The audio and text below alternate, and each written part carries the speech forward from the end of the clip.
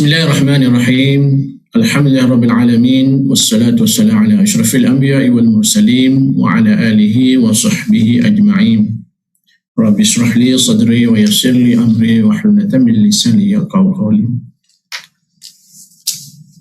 Alhamdulillah, pertama sama-sama kita bersyukur kepada Allah Subhanahu wa taala kerana diberi peluang kepada Allah Subhanahu wa taala untuk sama-sama kita mengikuti majlis ilmu.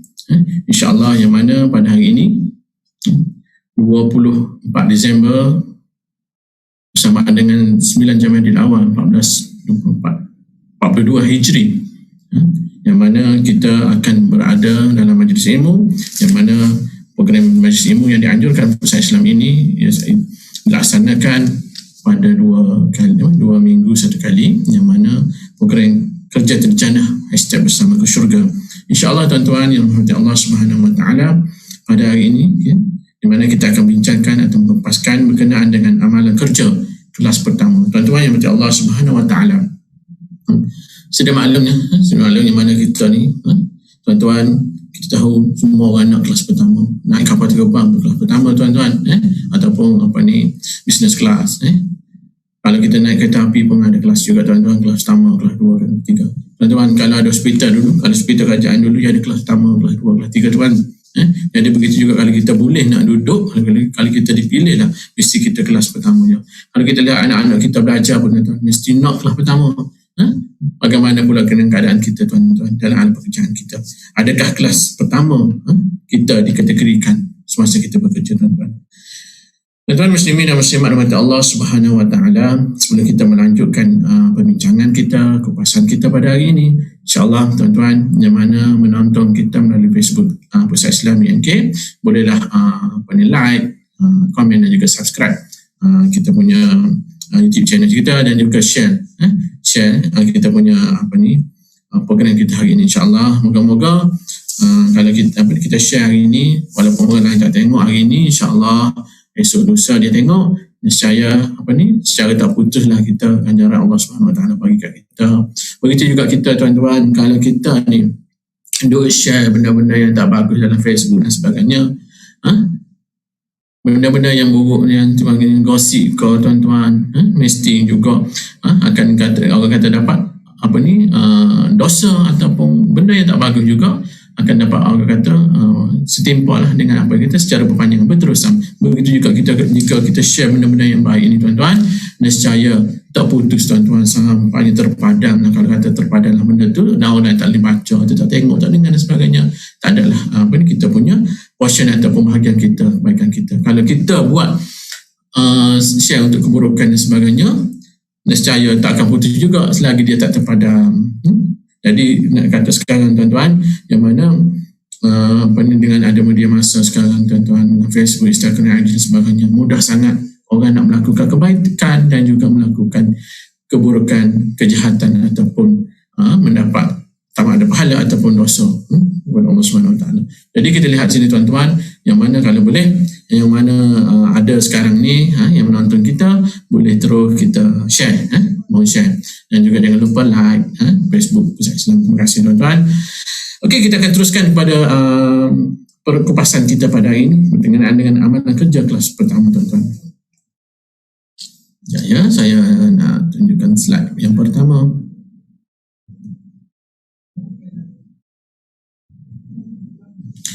Okey, tuan-tuan yang dirahmati Allah Subhanahu Wa Taala, sebelum kita teruskan perbicaraan kita atau kupasan kita pada hari ini berkenaan dengan amalan kerja kelas pertama, kita nak refresh balik, kita nak orang kata nak tengok balik, nak pembaharukan balik sebagai kita lah tuan-tuan. Kita dengan Allah Subhanahu Wa Taala, syahadah kita tuan-tuan, berapa kali sehari kita membaharui. Kalau tak baharu tiap hari tuan-tuan, rasa hilang tuan-tuan. Sebab apa? Kalau kita nak syahadah kita dengan sekurang-kurangnya 5 kali sehari kita kita perbaharui. Setiap kali kita sembahyang tuan-tuan, berapa kali kita sebut tuan-tuan. Kalau orang tak sembahyang, nescaya syahadah dia memang secara automatik lah tuan-tuan, tak akan pembaharuan. Tak ada. Maksudnya patutnya benda-benda dibaharui untuk kita lebih kukuh pegangan kita pada Allah Subhanahu Wa Taala, agama kita ya Allah. Jadi sebelum itu kita nak refresh balik. Kalau kita tengok surah Al-Zariyat ayat 56, yang mana wa ma khalaqtul jinni wal insa illa liya'budun, di mana Allah Subhanahu Wa Taala dalam surah Al-Zariyat ayat 56 mengatakan, dan aku tidak menciptakan sekalian jin dan manusia itu melainkan untuk menyembah dan beribadat kepadaku. Ini asas kita untuk kita bekerja tuan-tuan. Mana kita ingat tuan-tuan, Allah Subhanahu Wa Taala menciptakan jin juga manusia, tak lain tak bukan tuan-tuan, untuk beribadat kepada Allah Subhanahu Wa Taala. Bukan untuk pada siapa tuan-tuan, untuk kepadanya juga. Tapi kita perasan tuan-tuan, kadang-kadang kita sendiri pun orang kata lupa ataupun terlepas pandang sebagainya. Sebenarnya kelahiran kita itu adalah untuk Allah Subhanahu Wa Taala. Disebabkan manusia lupa itu ya tuan-tuan, ramai yang kata, macam tadi saya cerita, tak pembaharukan kita punya syahadat kita tuan-tuan. Kalau kita compare lah tuan-tuan kita dengan keadaan kehidupan kita seharian tuan-tuan. Kalau kita kata kita ni seorang pemandu yang memiliki lesen memandu tuan-tuan, tak kira lah yang ada lesen B4 ke B2 ke D dan sebagainya tuan-tuan. Tapi kalau kita lihat sendiri, sebab apa? Kalau kita tak membaharui lesen kita, saya tak tahu nescaya apabila ada roadblock, adanya apa ni orang panggil operasi polis dan sebagainya, atau penguasa dan sebagainya, nescaya kita akan ditahan, kita disaman dan sebagainya, tuan-tuan. Sebab apa? Kita tak perbaharui lesen kita. Begitu juga kita dengan tuan-tuan. Kalau kita kata kita tak perbaharui syahadah kita, tuan-tuan, nescaya sepatutnya tak berlaku lah. Tapi yang berlakunya sebab apa? Kita lalai, tuan-tuan. Kita lalai untuk membaharukan ni. Kalau katakan adanya, kalau kita kata solat 5 waktu tu, tak kira lah kata ada malaikat pun nampak duduk kontrol dan sebagainya, tak terlepas lah. Kalau kita lihat dalam, kita bagi contoh mudah tadi, yang mana kita masa kita seorang pemandu, kita tak ada lesen. Kalau mungkinlah tak adanya penguasa seperti JPJ, tuan-tuan, polis dan sebagainya, nescaya rasa tak renew pun lesen tiap-tiap tahun. Sebab apa? Begitu juga kita dengan Allah Subhanahu Wa Taala. Syahadah kita tak baharu, kita tinggal semaya, tuan-tuan. Sebab apa? Kita tak nampak ada penguasa dan sebagainya. Tapi ingat, tuan-tuan, secara tak nampaknya malaikat akan catat segala amal kebaikan kita, tuan-tuan. Tuan-tuan yang Allah Subhanahu Wa Taala, kalau kita lihat sendiri asas dalam kita punya slide ni, asas-asas ibadat kita. Kalau kita nak cerita ni, boleh kita pergi ke alam berkenaan dengan kerja kelas pertama. Sebelum itu kita tengok, undur sikit apa itu kerja. Sebelum kita nak cerita pasal kerja kita kena undur sikit berkenaan konsep ibadah. Sebab apa? Kita nak tengok asas ibadah plus kerja, nak suruh nampak benda pun yang kita laksanakan seharian kita. Masuk pagi, keluar masuk pejabat pagi, keluar pejabat petang. Nak ingat, biar kerja itu satu ibadah pada kita. Kalau kita nak asas ibadat, asas-asas ibadat kita, pertama, ketundukan, ketaatan. Yang mana ketundukan dan ketaatan, tuan-tuan. Yang mana perlu adanya ketundukan dan ketaatan. Yang mana menurut pengikut dan mendekatkan diri dengan segala perintah yang disyariatkan Allah Subhanahu Wa Taala, oleh Allah Subhanahu Wa Taala. Yang mana kalau kita lihat sendiri, garis panduan yang telah ditetapkan oleh Allah SWT melalui mana, tuan-tuan? Kalau kita see dalam Al-Quran sendiri telah nyatakan, tuan-tuan, dalam hadis sendiri telah sebut, tuan-tuan. Jadi ulama-ulama pun telah menyatakan apa perkara-perkara yang telah digariskan, tuan-tuan. Begitu juga kita dengan alam pekerjaan, tuan-tuan. Kita ingat, kita kena tahu bahawasanya untuk kita ada dasar, tuan-tuan. Kita ada peraturan, tuan-tuan. Kita ada perkeliling, tuan-tuan. Kita ada akhtar dan sebagainya, tuan-tuan. Jadi itulah satu, orang kata, guideline untuk kita taat dan patuh kepada sesuatu perkara kalau kita dalam konteks kerja, untuk dalam pekerjaan kita. Yang kedua, tuan-tuan, kecintaan, tuan-tuan. Sebut pasal cinta ni, tuan-tuan. Semua orang suka, tuan-tuan. Tak kira lah cinta kepada siapa ke, cinta kepada orang ke. Kadang-kadang rasa orang cinta, tuan-tuan, tak kira. Maksudnya, hebatnya cinta. Kalau tak kira lah, kalau kita lihat cinta pada orang satu sudut, cinta kita kepada Nabi Allah, cinta kita pada Rasul juga, kita kena ada kadang sebut. Yang kita lihat kecintaan kita kena suka, seronok, soalnya yang mana kita dalam keadaan kita kepatuhan ini adalah juga lahir dari rasa cinta. Tadi elemen ketundukan dan ketaatan kena ada satu elemen kecintaan, yang mana apabila kita tunduk dan patuh, automatiknya adanya wujud kecintaan kita. Mana dalam proses kita untuk kecintaan kita itu, kita kena lihat asas utama juga syukur, tuan-tuan. Syukur dengan nikmat, limpah nikmat Allah Subhanahu Wa Taala bagi pada kita, tuan-tuan. La in syakartum la azidannakum wa la in kafartum inna azabi lasyadid. Telah dalam Al-Quran. La in syakartum la azidannakum, barang siapa syukur ya Allah. Barang siapa syukur, nescaya Allah Subhanahu Wa Taala akan tambah, tuan-tuan. Wala in kafartum inna azabi lasyadid. Barang siapa kufur ataupun tidak mensyukur nikmat Allah Subhanahu Wa Taala, nescaya azab Allah amatlah pedih. Ingat, tuan-tuan, nikmat Allah Subhanahu Wa Taala bagi tak semestinya atas muka bumi ini, sama ada atas muka bumi ini dan juga kita di akhirat kelak. Begitu juga dengan nikmat azab Allah Subhanahu Wa Taala, kadang-kadang dia bagi atas muka bumi ini, kadang-kadang dia bagi tunggu dulu sampai kita pada penghujung kelak. Jadi, tuan-tuan yang dirahmati Allah Subhanahu Wa Taala, kena ingat sini maksudnya kita kena syukur ni, tuan-tuan. Kadang-kadang kita kena ada dalam diri kita konsep pembandingan, tuan-tuan. Kena ada banding dalam syukur daripada diri kita, tuan-tuan. Kalau kita dalam konteks pekerjaan, tuan-tuan, kita janganlah kita kata contohlah, tuan-tuan, saya ni bergajinya 3,000 saja satu bulan, tuan-tuan. nak beli ni, nak beli ni, dah cukup habis 3,000 tuan-tuan. Tapi kalau kita cuba compare ataupun kita bandingkan orang gaji 5,000, 6,000, 7,000, nescaya tak akan cukup, takkan lahir syukur pada diri kita tuan-tuan. Jadi kalau kita nak melahirkan syukur pada diri kita, cuba kita compare atau kita bandingkan dengan orang yang kata gaji rendah daripada kita. Kata gaji 2,000 tuan-tuan, gaji 2,500 tuan-tuan, macam mana dia belajar nak spend 1 bulan tuan-tuan, insya-Allah nescaya akan lahirnya syukur pada kita Allah Subhanahu Wa Taala. Syukur kita kepada Allah Subhanahu Wa Taala nikmat segalanya yang dia bagi pada kita tuan-tuan. Ingat tuan-tuan, yang mana asas kepada ibadat ini kita kena ada ketundukan, ketaatan dan juga kecintaan kita kepada Allah Subhanahu Wa Taala dengan sepenuh hati kita tuan-tuan. Okey, seterusnya. Okey, untuk pada itu sebelum kita teruskan lagi kepada kerja kelas pertama tuan-tuan, kita kena lihat tadi kita cerita pasal ibadah tuan-tuan, kita kena tengok juga, kita nak combine, nak satukan antara kerja plus ibadah tuan-tuan, yang mana untuk melahirkan satu kerja kita tu, satu ibadat kepada Allah SWT, bukan semata-mata kerja. Orang kata kalau contohnya mudah lah tuan-tuan, kalau kerja atau kerja akad kayu, semata-matanya mendapat gaji saja, mendapat upah dan sebagainya. Tapi kita nak ambil, kita angkat kayu contohnya, kita kerja kita selesai tu dengan kita dapat upah lagi, kita dapat ganjaran dari Allah Subhanahu Wa Taala lagi. Sebab apa?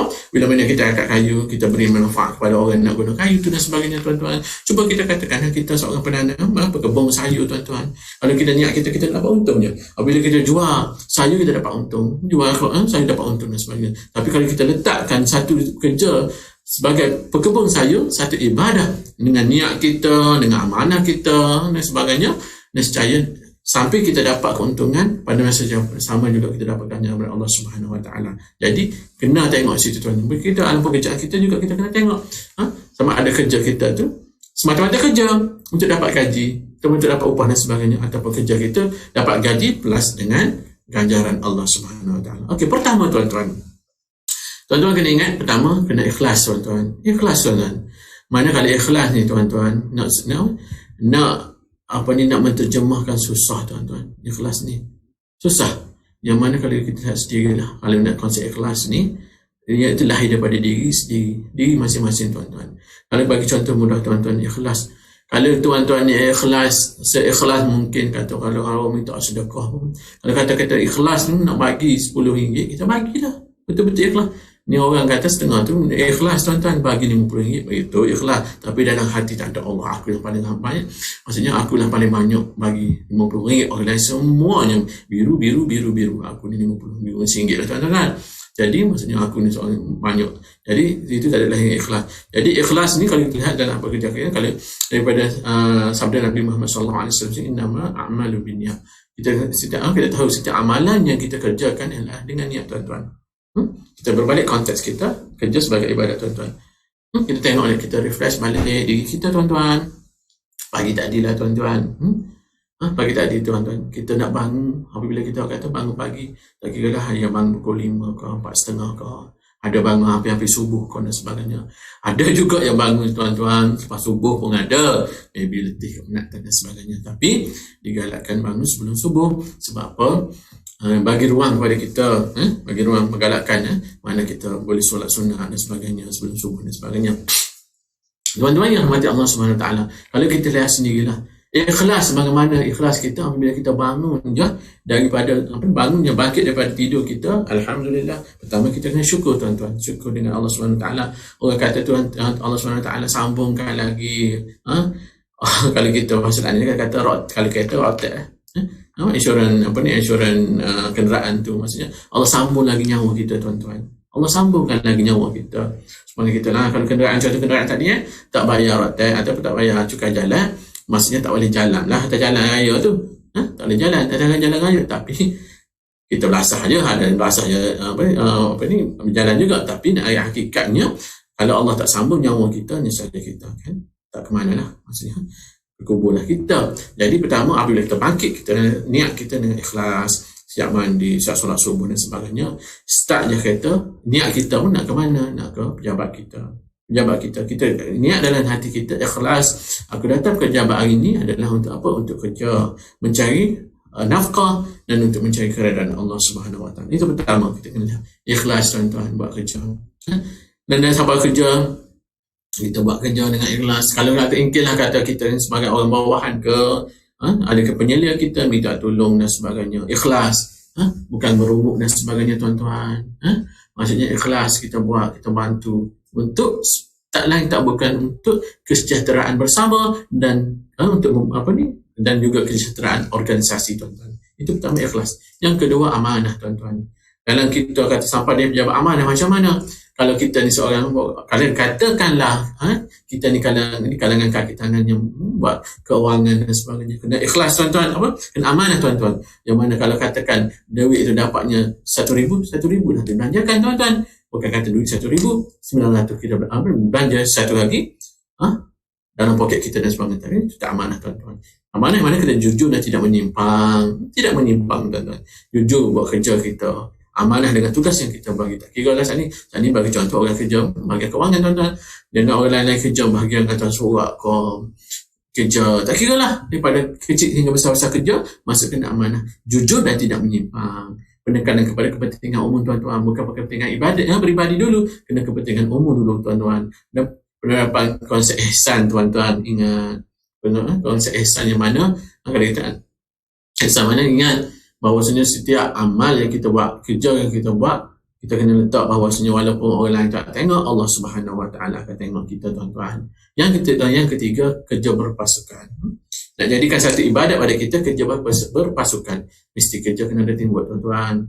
Kalau saya sendiri, kalau kata kita saya sendiri, contohnya saya sendiri kalau kerja seorang-seorang, saya tak sempurna kerja. Kalau kita ada kerja 2, 3, 4 orang, saya apa yang kita laksanakan, program ke, kerja-kerja apa-apa kerja pun, insya-Allah benda tu jadi cantik, elok dan dipermudahkan. Tuan-tuan yang dirahmati Allah Subhanahu Wa Taala. Yang keempat, tekun dan cekap tuan-tuan. Tekun dan cekap kena ada dalam diri kita untuk melahirkan seorang insan yang kerja dan adanya ibadah dalam tersebut. Dan bukan sahaja semata-mata dapat gaji, upah dan sebagainya, tapi dapat ganjaran Allah Subhanahu Wa Taala. Kena ada tekun dan cekap tuan-tuan. Berusaha tingkatkan kualiti hidup, kualiti kerja kita dan sebagainya. Bersifat terbuka, menerima pandangan.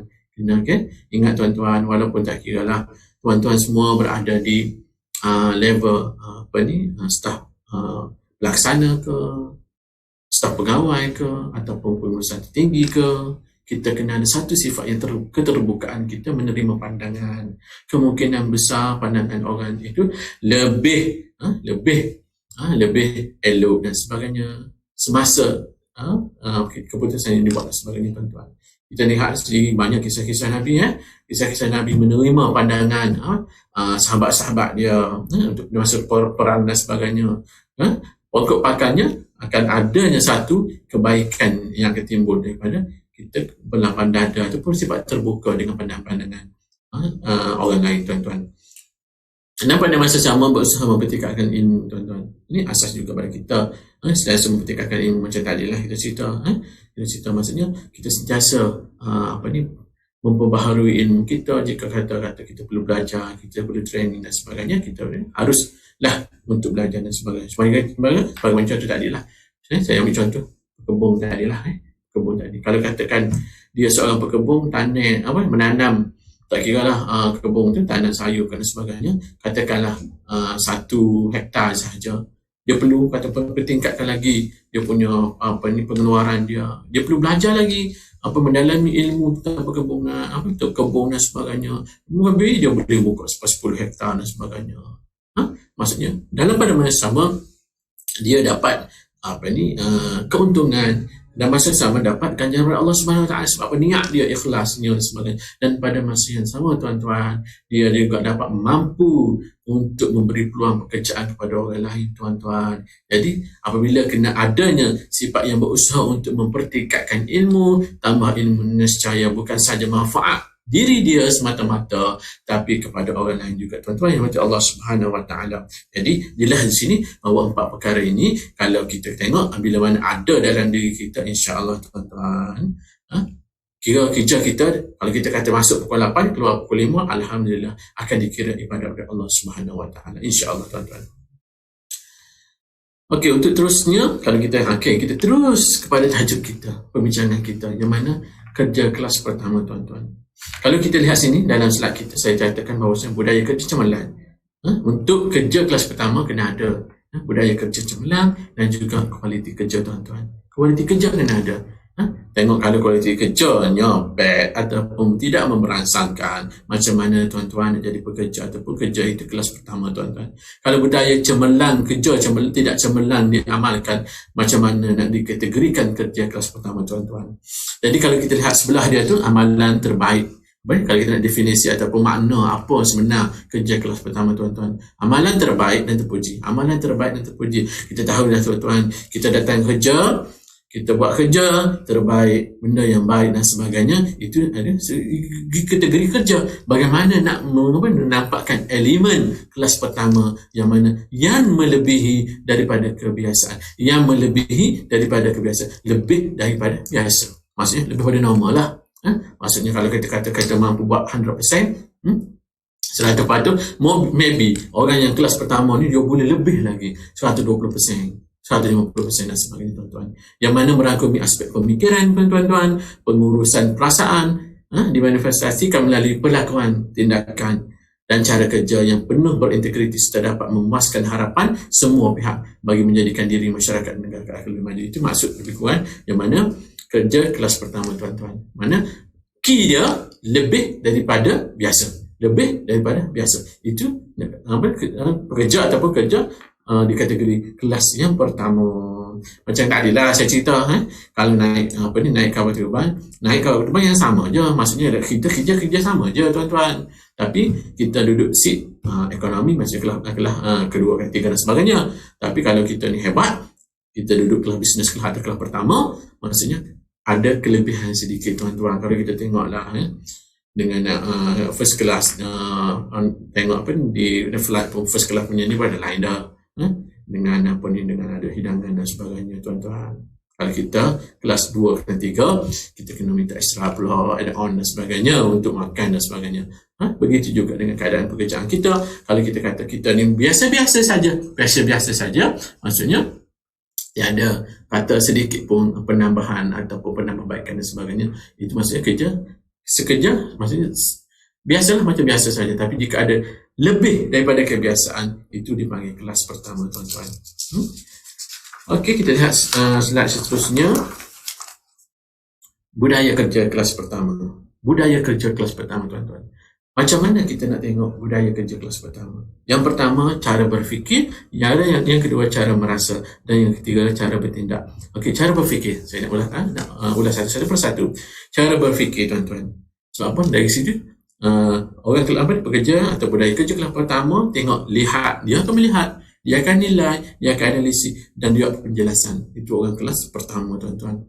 Dia cara berfikir dia bukan kata tengok terus bertindak. No, dia lihat, dia nilai, dia analisis dan penjelaskan satu persatu mengikut keadaan dan kesesuaian dari satu semasa. Kalau kita lihat sini tuan-tuan, kalau kita lihat tuan-tuan, sebab apa? Kalau kita berada dalam keadaan COVID-19 tuan-tuan, COVID-19 mana banyaklah isu yang timbul, di mana kalau kita contoh mudahlah ramai di kalangan netizen kita tuan-tuan mengkritik kenapa masjid ditutup, pusat beli belah dibuka dan sebagainya tuan-tuan, kenapa berlakunya penjarakan tuan-tuan, kesolat dan sebagainya tuan-tuan. Dan rahmat Allah Subhanahu Wa Taala, ingat, mesti kena ingat setiap apa yang diutarakan, setiap apa yang dikeluarkan oleh mufti-mufti ataupun alim ulama di negara kita ini, bukan saja-saja, bukan dia kata tengok dia terus buat keputusan. Tidak tuan-tuan, dia lihat, dia nilai, dia analisis dan dia penjelaskan satu-satu sebab apa benda tu perlu sekian, perlu dijarakkan dan sebagainya tuan-tuan. Solat kena jarak, masjid kena tutup dan sebagainya. Ada sebab munasabahnya tuan-tuan.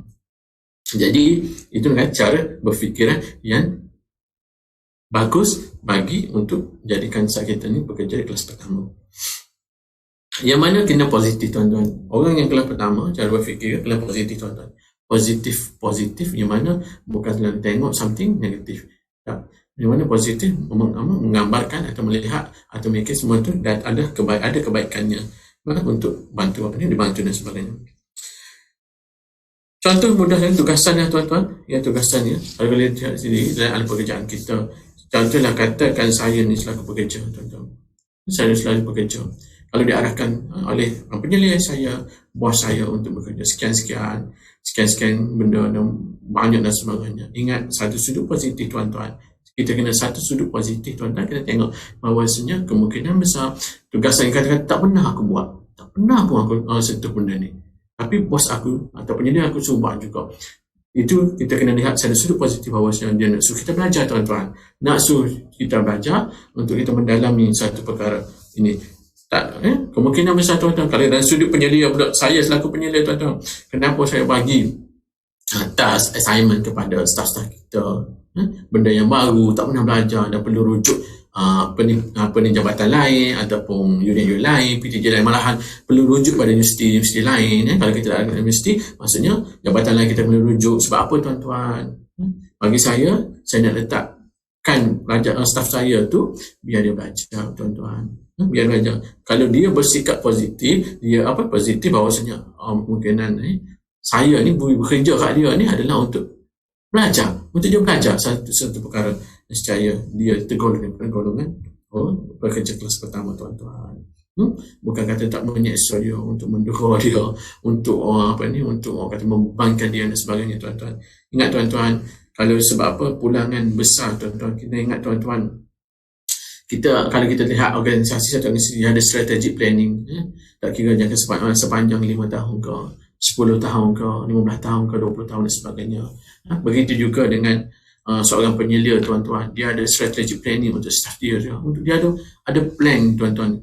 Contohnya bagi saya, kalau kita seorang penyelia, kita bagi task, work assignment kepada staff kita untuk buat satu perkara yang baru yang tak pernah laksanakan, bukan semata-mata untuk membebankannya, tapi untuk belajar.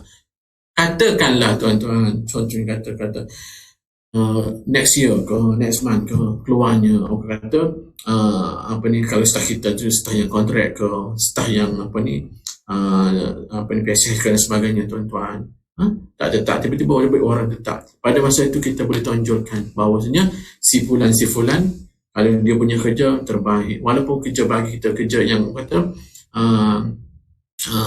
baru dan sebagainya, dia belajar dan sebagainya. Itu satu tambahan pada kita tuan-tuan. Jadi perlunya bersikap positif dalam cara kita berfikir untuk menjadikan kita pekerja yang kelas pertama tuan-tuan. Dan yang kedua tuan-tuan, cara merasa, cara kita menghayati sesuatu perkara, suatu tugasan kita dan sebagainya. Kita kena faham tuan-tuan apa yang kita nak kerja tuan-tuan, apa yang kita nak buat tuan-tuan, apa yang kita diberi tugasan tuan-tuan. Dan pada masa yang sama tuan-tuan, kita kena kawal diri kita. Kawal diri kita melalui apa tuan-tuan? Melalui urusan emosi kita. Kita kena pandai, kena tengok keadaan dan semasa, bukan kata asyik nak marah dan sebagainya.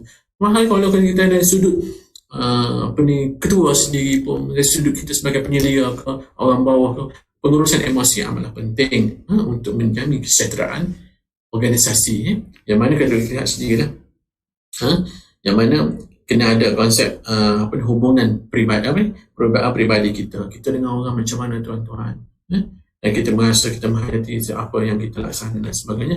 Perhubungan adalah hubungan kita dengan orang. Kata contoh mudah tuan-tuan, kalau kita ada customer, kita seorang yang saya ni kerja saya khidmat pelanggan tuan-tuan.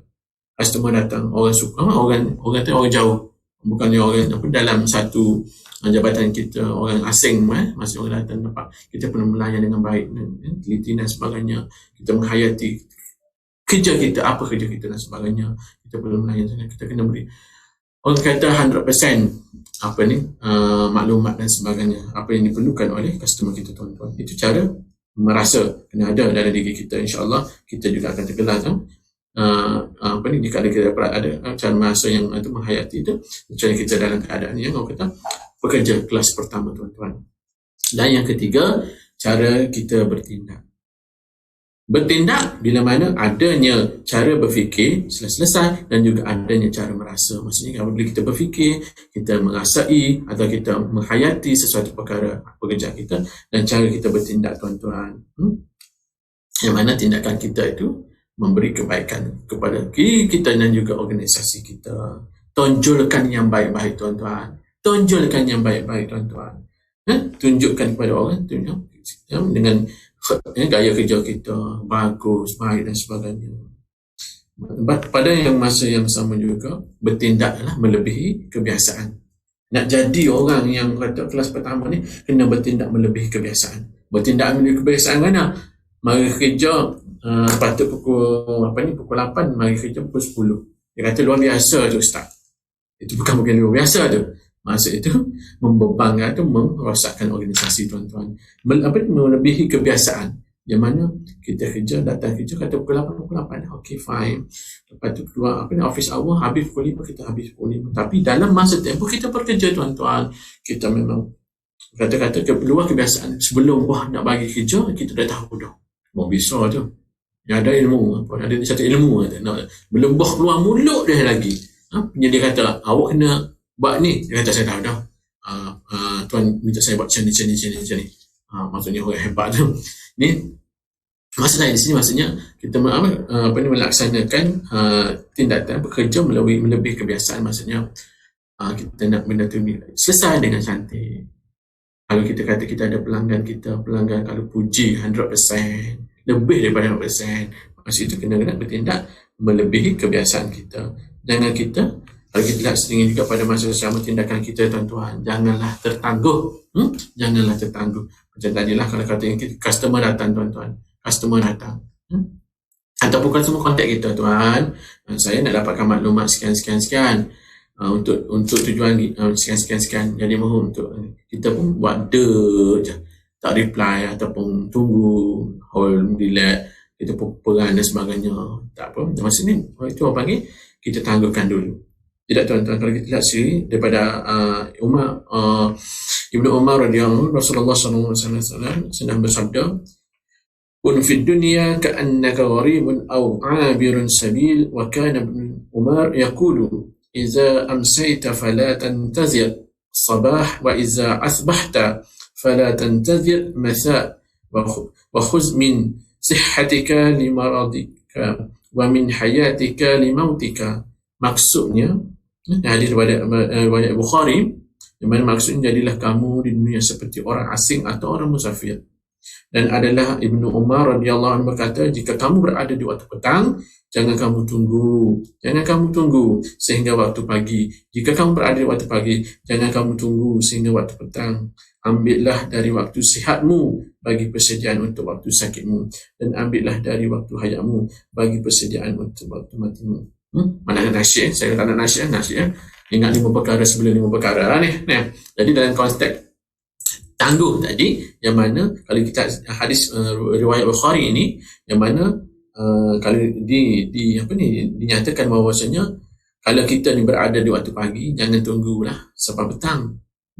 Nak bagi respon kau, kalau boleh selesaikan terus, nak selesai kerja kita dan sebagainya. Begitu juga kita, kalau kita berada waktu petang, jangan nak tunggu pagi esok baru nak selesai dan sebagainya. Selesaikan sekarang dan sebagainya, tuan-tuan. Jangan tangguhkan. Cara kita bertindak, tuan-tuan. Kalau kita ambillah dari waktu sihatmu untuk waktu sebelum sakit. Untuk waktu sakit, maksudnya preparation kita kena awal lagi. Begitu juga tindakan kita, janganlah tertangguh. Jadi untuk jadikan kita bekerja yang kelas pertama, tuan-tuan, ingat cara berfikir, cara kita merasa atau menghayati, dan cara kita bertindak mesti terbaik, tuan-tuan. Itu yang berkenaan dengan budaya kerja kelas pertama. Seterusnya tentang strategi budaya kerja, tuan-tuan. Strategi budaya kerja. Di sini kita membahas 4 perkara, yang mana pertama, tingkatkan kesungguhan, pemahaman dan penghayatan. Tingkatkan kesungguhan, pemahaman dan penghayatan. Tadi kita jelaskan yang mana kena bersungguh-sungguh, tuan-tuan.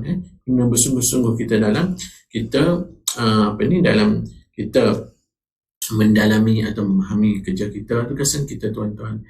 Kita perlu faham, kita perlu hayati. Sebab apa, tuan-tuan? Kalau kita lihat sendirilah, kalau kita kata kita ni, tuan-tuan, dalam solat kita, tuan-tuan, Sebab apa tuan-tuan, kadang-kadang kita kata, Ustaz, macam mana kita ni tak khusyuk Ustaz, tak khusyuk untuk solat. Macam mana kita nak khusyuk kalau kita tak faham, kalau kita tak faham hayati betul-betul ayat Al-Quran tersebut tuan-tuan. Jadi pada itu juga dalam pekerjaan kita tuan-tuan, yang mana kalau kita kata kita nak orang kata jadi orang yang orang kata kerja yang baik, pekerja yang kelas pertama, kita perlu hayati pekerjaan kita, kita faham apa tugasan kita dan sebagainya tuan-tuan. Yang kedua, responsif kehendak pelanggan tuan-tuan. Kita pun ada garis panduan kita dengan kita perlu kata macam tadi kita kata cara bertindak kita tu kena ada tindakan yang segera dan sebagainya terhadap pelanggan kita, yang mana kita mesti kita ada tuan-tuan garis panduan kita, dan kita ada susu masa kita tuan-tuan. Kalau kita dapat aduan kita ada permohonan dan sebagainya, kita ada susu masa kita untuk selesaikan dan sebagainya tuan-tuan. Itu kena kita tengok responsif kehendak pelanggan tuan-tuan. Dan yang ketiga, amalkan integriti dan nilai kepribadian tuan-tuan. Yang mana amalkan integriti dan nilai kepribadian tuan-tuan.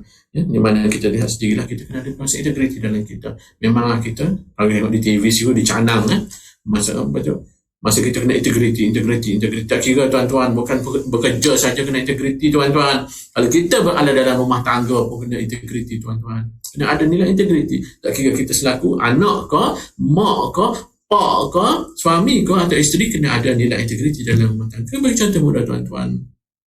Anak yang tak ada nilai integriti tuan-tuan, dia kalau tak ada nilai integriti, kalau dia kata dia keluar rumah, dia kata nak pergi mana, tuition ke, pergi kelas ke, sekolah ke dan sebagainya, tapi melencong ke tempat lain, itu nilai integriti tak ada dalam diri mereka tuan-tuan. Begitu juga kalau suami dan isteri tuan-tuan. Jika suami itu bersikap orang kata adanya, sebanyak kali kita lihat dalam media masa sekarang, banyak berita-berita atau cerita-cerita berita yang mana adanya isteri orang ditangkap dengan suami orang tuan-tuan. Maknanya sebab apa benda tu berlaku tuan-tuan? Sebab apa? Sebab punca ialah integriti dalam diri dia sebagai suami atau isteri tak ada atau tidak diterapkan dalam diri mereka semua. Jadi tuan-tuan macam Allah Subhanahu Wa Taala, amalkan integriti dan nilai kepribadian sebagai penjawab awam untuk sebagai strategi kita sebagai menjadi orang kerja kelas pertama. Kalau kita lihat contoh nilai integriti pada zaman Nabi Yusuf ni, mana Zulaikha ajak dia untuk ni, tapi dia tolak dan sebagainya tuan-tuan. Dia tolak walaupun kata Zulaikha cantik dan sebagainya tuan-tuan, tapi tolak sebab apa? Nilai integriti dia kepada siapa tuan-tuan? Kepada Allah Subhanahu Wa Taala. Sebagai apa tuan-tuan? Sebagai hamba Allah Subhanahu Wa Taala. Dia tolak sebab apa? Benda tu haram dan sebagainya tuan-tuan. Jadi dia tolak. Jadi di sini bahawasanya nilai integriti adanya dalam Nabi Yusuf ni. Kalau kita letak pada diri kita, kalau kita lihat sendiri tuan-tuan, banyak kes-kes yang kita tengok dalam paparan berita dan sebagainya. Na'udzubillah, minta jauh pada kita tuan-tuan. Dapat suapan beribu ringgit dan sebagainya tuan-tuan. Sanggup orang kata mengorbankan tanah air, negara dan sebagainya semata-mata untuk kemewahan diri dan sebagainya tuan-tuan. Sebab apa? Puncanya nilai integriti tak ada dalam diri kita tuan-tuan. Jadi na'udzubillah, minta jauh pada kita tuan-tuan. Tapi ingat tuan-tuan, kita janganlah kita kata kita menghukum mereka semua tuan-tuan. Kita harus berdoa kepada mereka supaya Allah SWT beri hidayah kepada dia untuk berubah dan sebagainya. Sebab apa? Kita ingat tuan-tuan, kita jangan ingat diri kita ni seorang yang beriman sebelum kita diuji oleh Allah Subhanahu Wa Taala. Ingat, jangan letakkan diri kita seorang yang bagus tuan-tuan sebelum kita diuji oleh Allah Subhanahu Wa Taala. Begitu sebab apa? Kita tengok dia telah diuji. Kalau kita lihat di media-media masa dan berita dia diuji dengan orang kata dengan kemewahan dan sebagainya, tapi terleka dengan tersebut sehingga mengorbankan tanah air dan sebagainya tuan-tuan. Jadi pada masa kita sebelum diuji, jadi kita kena mempersiapkan diri kita dan cuba elakkan daripada melakukan perkara-perkara yang negatif, dan juga amalkanlah sikap integriti dalam diri kita tuan-tuan. Tuan-tuan, yang keempat pula tuan-tuan, amalkan budaya kelas kerja kelas pertama macam tadilah, budaya kerja pertama, cara berfikir kita, cara merasa kita, cara kita bertindak, tuan-tuan. Tuan-tuan yang berkati Allah Subhanahu Wa Taala, 4 perkara ini strategi untuk menjadi pekerja ataupun pekerja ataupun untuk menggerakkan budaya kerja kelas pertama. Okey, kita next slide, tuan-tuan. Tuan-tuan yang berkati Allah Subhanahu Wa Taala, yang masih yang baru bersama kita dalam live FB Pusat Islam, boleh share lah. Boleh share kita punya program kita pagi ini, insyaAllah, tuan-tuan. Ingat, tuan-tuan, moga-moga niat kita klik je untuk share. Niat kita nak mendapat ganjaran daripada Allah Subhanahu Wa Taala. Moga-moga rakan-rakan Facebook kita yang baca ataupun yang tengok program kita ini juga akan memberi manfaat kepada mereka secara tak langsung, mendapat ganjaran kepada kita yang tolong share tersebut. Tuan-tuan, jangan lupa share dan juga yang ada YouTube Pusat Islam, boleh subscribe YouTube Pusat Islam, tuan-tuan. Tuan-tuan yang dirahmati Allah Subhanahu Wa Taala, kita terus kepada ciri-ciri budaya kerja kelas pertama, tuan-tuan. Ciri-ciri budaya kerja kelas pertama, tuan-tuan, yang mana saya letak sini 8 ciri-ciri budaya kerja kelas pertama, tuan-tuan. Pertama, ciri-ciri budaya kerja kelas pertama. Sambil itu, tuan-tuan yang menonton ni boleh tengoklah dalam 8 ni berapa ada dalam diri kita, tuan-tuan. Pertama, membantu tanpa diminta, tuan-tuan. Yang ini memang susah, tuan-tuan. Memang susah. Tapi boleh je kita buat, tuan-tuan.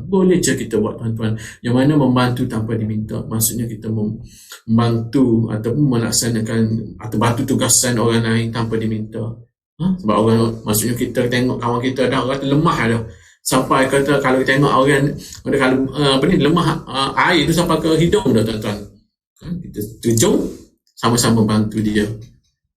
Itu maksudnya membantu tanpa diminta. Tapi susah, tuan-tuan, nak cari orang macam ni, tuan-tuan. Itu sebab apa? Orang yang terpilih saja, insan yang terpilih saja pekerja yang kelas pertama, tuan-tuan. Yang kedua, buat kerja tambahan, tuan-tuan. Kerja tambahan apa, tuan-tuan?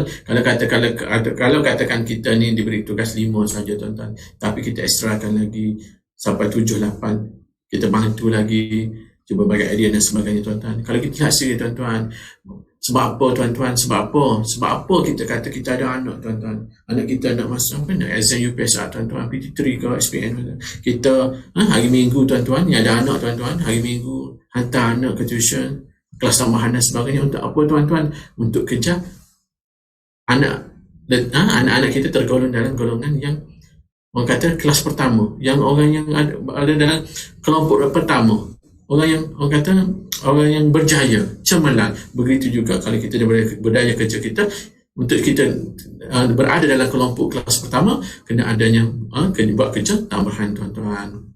Yang ketiga, tidak merungut. Saya pun saya dah cerita, tidak merungut, tuan-tuan. Maksudnya kita penyelia kita bagi kerja, bos kita bagi kerja, kita tak merungut, tuan-tuan.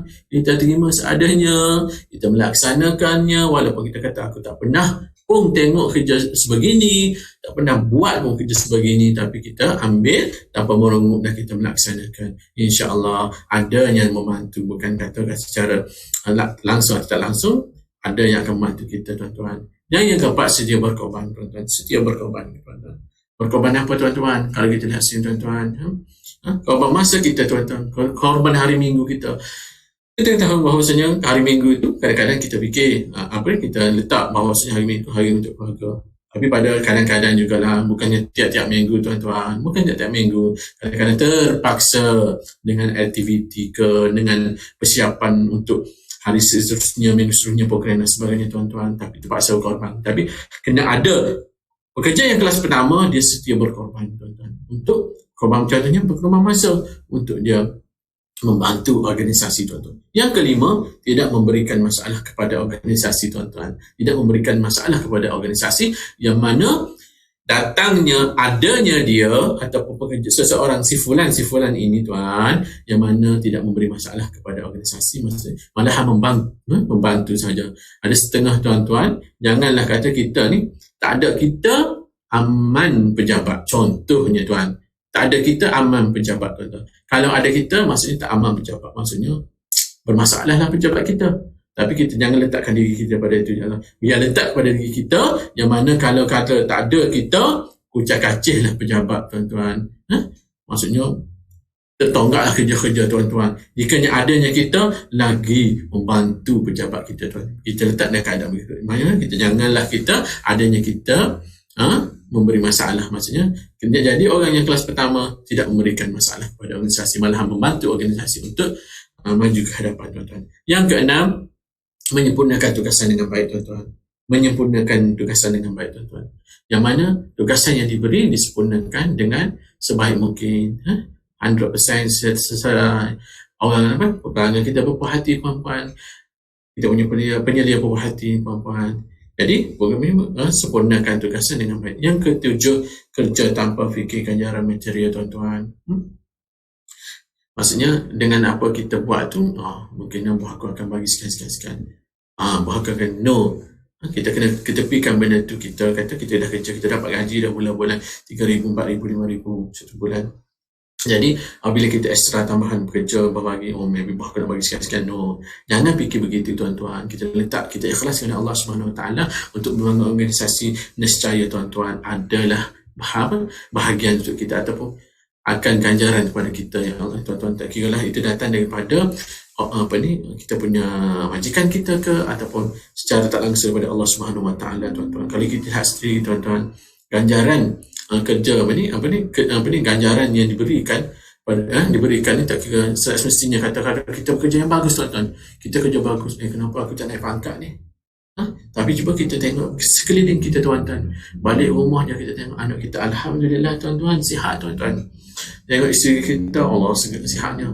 Tengok mak kita sihat dia tuan-tuan. Ayah kita sihat dia tuan-tuan. Kalau kita lihat, bandingkan orang lain, kalau kita lah tengok kawan kita dapat pangkat dan sebagainya, dapat gaji lebih dan sebagainya, kita kemungkinan besar juga anak dia tak sihat ke, ataupun dapat bergolak rumah tangga ke dan sebagainya. Itu satu nikmat ataupun ganjaran. Maksudnya kalau kita kerja bagus, kenapa tak boleh naik pangkat, kenapa kita tak dapat gaji sebagainya. Tapi Allah SWT bagi anak-anak kita sihat, isteri kita, suami kita, keluarga kita baik dan sebagainya, aman dan damai dan sebagainya. Kita lihat secara langsung atau tak langsung tuan-tuan. Jadi kerjalah kita tanpa fikir ganjaran material. Itu budaya kerja. Ciri-ciri orang budaya kerja kelas pertama tuan-tuan. Yang ke-8, terlibat aktiviti kerelawan. Di mana pada masa sama kita kena ada satu kesungguhan kita untuk kita terlibat dengan aktiviti sukarela, iaitu membantu. Kita sudah jelas ta'awanu 'alal birri wat taqwa wa la ta'awanu 'alal ismi wal 'udwan. Mana-mana digalakkan kita tolong membantu dengan perkara-perkara yang baik, dan kita janganlah bantu dalam perkara yang tidak baik tuan-tuan. Jadi dengan jelas ini bahawa 8 ciri budaya kerja kelas pertama. Adakah ke-8 ini memenuhi ataupun ada dalam diri kita? InsyaAllah saya berdoa pada diri saya dan juga pendengar kita, moga-moga ke-8 ciri ini ada dalam diri kita untuk nobatkan kita sebagai atau untuk kita dikategorikan sebagai pekerja kelas pertama tuan-tuan. Okay, kita seterusnya kita tengok slide seterusnya tuan-tuan. Pekerja kelas ketiga versus kerja kelas pertama tuan-tuan. Kalau kita lihat sini, kita bagi 9 perkara item. Kita nak cuba bandingkan tuan-tuan. Cuba bandingkan aku ni ataupun saya ni duduk mana tuan-tuan. Dalam kalau kita pertama, pelanggan kita ni kelas pertama ke kelas ketiga. Kalau pelanggan datang, kita ni anggap dia menyusahkan ke, kita nak tolong dia ke, kita mengutamakan dia. Yang kedua, layanan kita kasar kepada pelanggan kita ataupun lambat ke, menyusahkan ke dan sebagainya. Kita boleh tengok sini. Yang kedua, mesra ataupun cepat atau memudahkan. Atau kita ni lebih mesra ataupun kita memudahkan urusan dan sebagainya. Kalau kita kata kita ni kasar dan sebagainya, maksudnya kita dalam keadaan kategori kelas ketiga tuan-tuan. Dan yang ketiga, bekerja tuan-tuan. Bekerja tadi, saya cerita tadi, kerja kita untuk apa tuan-tuan? Kalau kita ni hanya kata nak dapat gaji je, apa nak bayar kereta, nak bayar rumah dan sebagainya. Tapi tak fikir dah lain. Masa bekerja untuk dapat gaji sama, itu dah jadi. Mari kerja 8, keluar pukul 5. Dapat kerja pukul 8, keluar pukul 5. Antara pukul 8 pukul 5, tak diisi dengan sepenuhnya. Orang selalunya benda tu keadaan yang mana itu kelas ketiga tuan-tuan. Yang mana kalau orang kelas pertama tuan-tuan, dia kerja untuk apa? Untuk organisasi tuan-tuan, untuk agama tuan-tuan. untuk maruah tuan-tuan, untuk bangsa dia sendiri tuan-tuan, untuk organisasi dia, untuk kemajuan organisasi dan sebagainya tuan-tuan. Dan dari segi ilmu tuan-tuan, kalau pemikiran kalau orang bekerja kelas ketiga yang mana cukup setakat ada lah tuan-tuan, pandai lah, ada lah cukup dah ni. Kalau kelas yang pertama tuan-tuan, dia cuba untuk meningkatkan lagi modal insan dia. Kalau kata-kata satunya saya lah kata, ada ilmu kata keuangan, cuba pergi kursus keuangan, daya ilmu untuk penulisan surat, kita pergi belajar penulisan surat dan sebagainya. Itu cara kita ilmu, maksudnya kita orang kelas pertama kita kena cuba mencari benda yang kita belum ada tadi tuan-tuan. Perbuatan tuan-tuan membebankan organisasi macam tadi lah kata. Kita hidup janganlah membebankan orang lain. Membebankan organisasi. Hidup biar kita ni, maksudnya kita kena, orang kata tak ada kita ni, orang akan jadi susah. Maksudnya perlu ada kita untuk membantu organisasi kita. Yang mana kerja membebankan organisasi. Yang kedua, orang kelas pertama cekap dan kurang komplain. Tak ada komplain, buat kerja dan cekap dengan kerjaan dia, perbuatan dia. Kerja yang keenam, kerja. Kalau kelas ketiga tuan-tuan, perlu arahan tuan-tuan, kena buat A. Selesai A, senyap. Tak terus dah B. Kena orang penyelia kata B, buat B lah pula. Sudah B senyap. Penyelia cakap C, kena buat C pula. Berbanding dengan orang kerja kelas pertama tuan-tuan. Kalau dia kata A, B, C, D, E, F, G sampai ke Z, selesai. Dia siap offer lagi, ada lagi apa yang perlu saya bantu. Sampai apa bisa dia buat. Sukarela nak tolong dan sebagainya. Itu orang kelas pertama tuan-tuan. Pekerja kelas pertama tuan-tuan. Yang ketujuh, peluang tuan-tuan. Peluang. Lalu kita dalam konteks peluang tuan. Kalau kelas ketiga tuan, dia tunggu je. Datang, tak datang tak apa. Maksudnya kerja tak ada kerja, tak apa, dia diam. Tak, dia menunggu, menanti saja. Kalau orang yang kelas pertama tuan-tuan, dia mencari, dia rebut peluang, mencari kerja, merebut kerja tuan-tuan. Peluang-peluang ada, rebut dan sebagainya tuan. Dia tak tunggu berbanding kelas ketiga tuan-tuan. Dan yang ke-8, hasil kerja. Hasil kerja kalau orang kelas ketiga ni, bekerja kelas ketiga mudah puas hati. Dia buat sikit, memang kita tahu bahawasanya adanya error, adanya silap dan sebagainya, dia puas hati dah.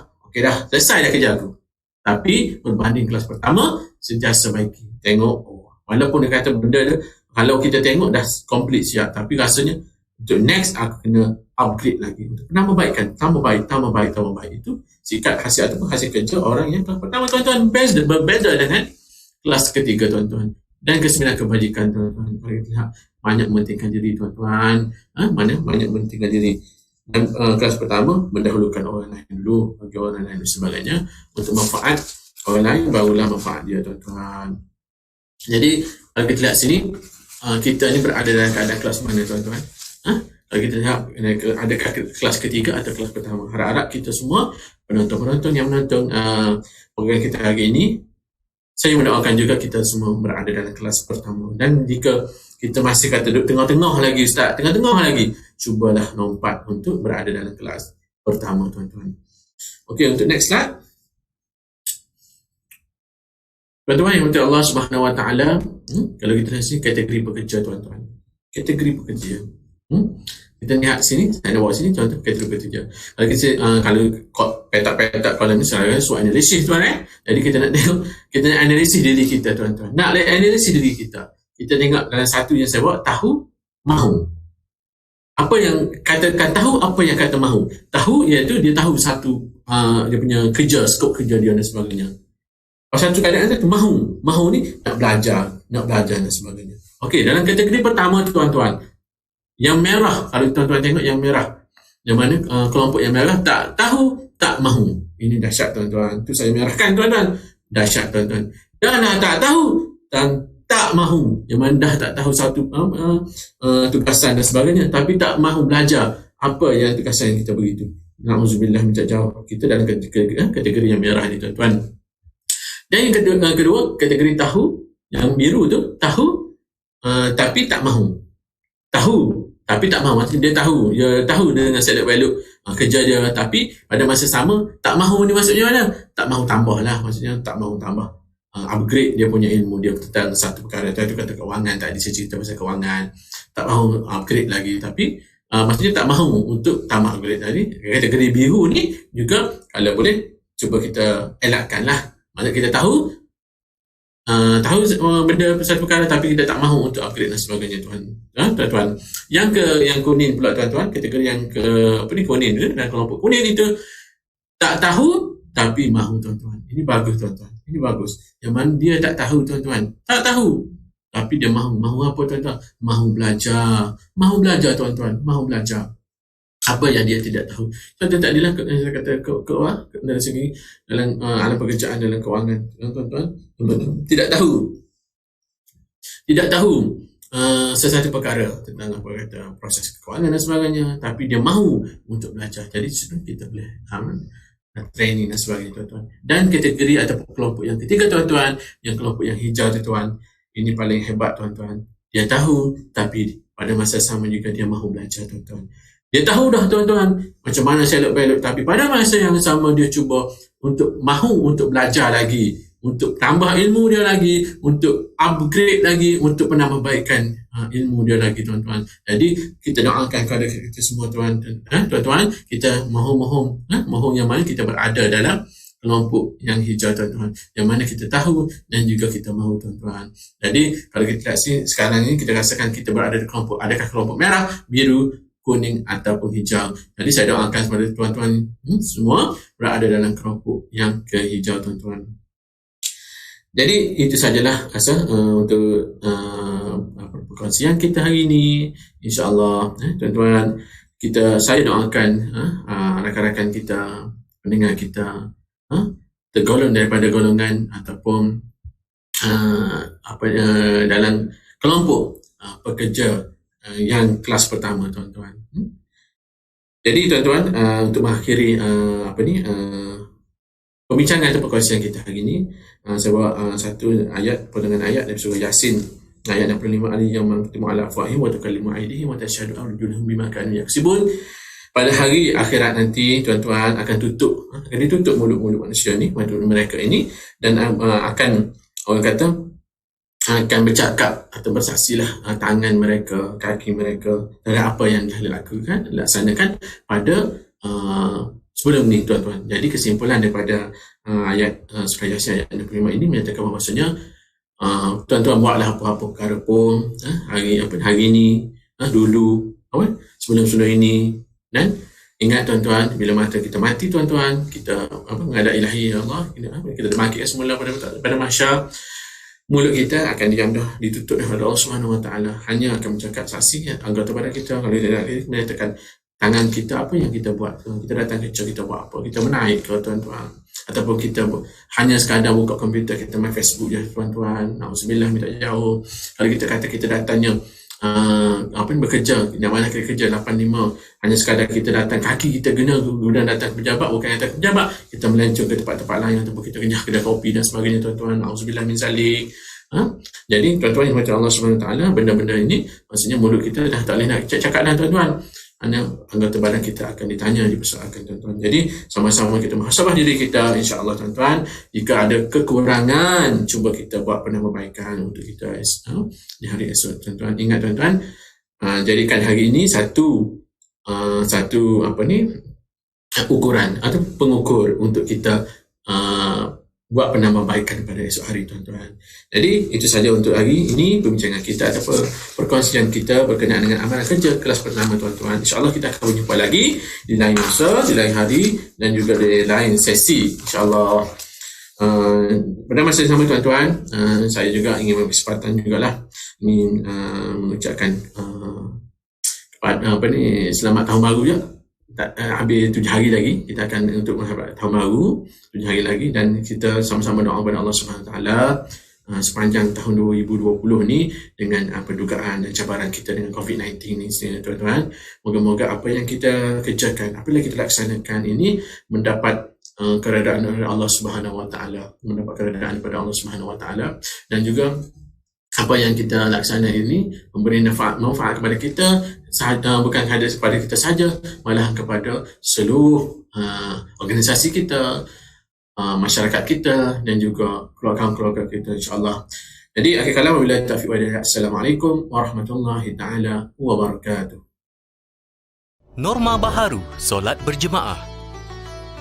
Hari Jumaat. Jam menunjukkan pukul 12.30 tengah hari. Setelah sekian lama tidak dapat menunaikan solat Jumaat disebabkan arahan kerajaan berkaitan penularan wabak COVID-19. Hari ini, Ayub berpeluang untuk kembali berjemaah di masjid. Ayub juga merupakan AJK masjid. Ayub sedang bersiap-siap untuk pergi ke masjid. Rosnah, isteri Ayub, turut membantu menguruskan suaminya.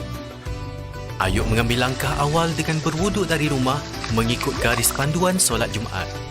Ayub terus memakai pelitup muka dan membawa hand sanitizer bersamanya. Ups, nasib baik Ayub teringat. Sekarang, semua jemaah perlu membawa sejadah mereka sendiri ke masjid. Ayub memberitahu, Tok Ayah tidak boleh menyertai solat Jumaat kerana mengikut garis panduan yang dikeluarkan oleh Majlis Agama Islam, iaitu jemaah yang mengidap penyakit kronik, warga emas seperti Tok Ayah, tidak dibenarkan hadir berjemaah. Pada masa yang sama, Arif, anak Ayub muncul dari pintu untuk mengikut bersama Ayub ke masjid.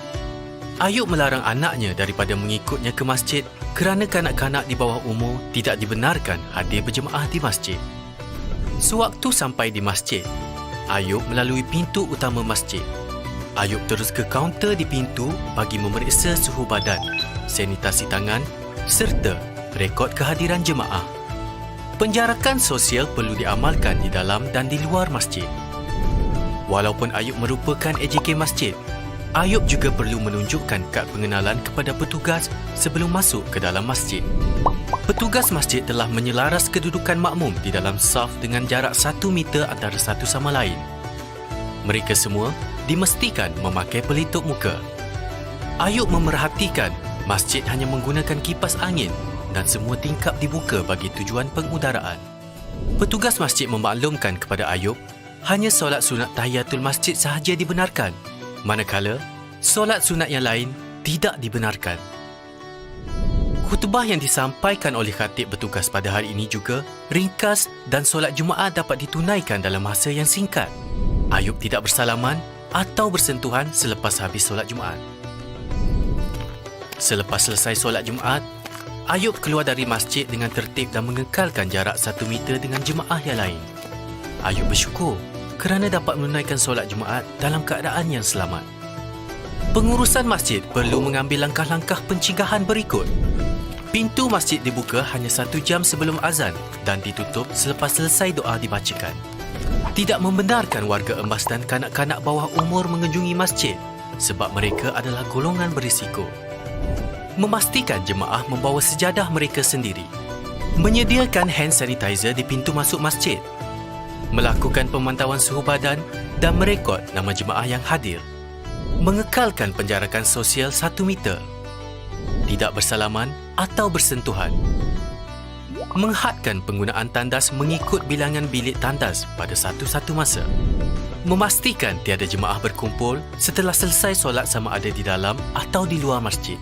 Dan akhir sekali, melaksanakan sanitasi masjid setiap kali sebelum dan selepas solat. Norma baharu dalam mengunjungi rumah ibadat yang dilalui oleh Ayub bukan sahaja untuk orang Islam. Kawan-kawan Ayub daripada pelbagai agama juga perlu mematuhi perkara yang sama apabila ke rumah ibadat masing-masing. Pada masa yang sama, pihak pengurusan rumah ibadat perlu mematuhi garis panduan yang ditetapkan oleh pihak berkuasa.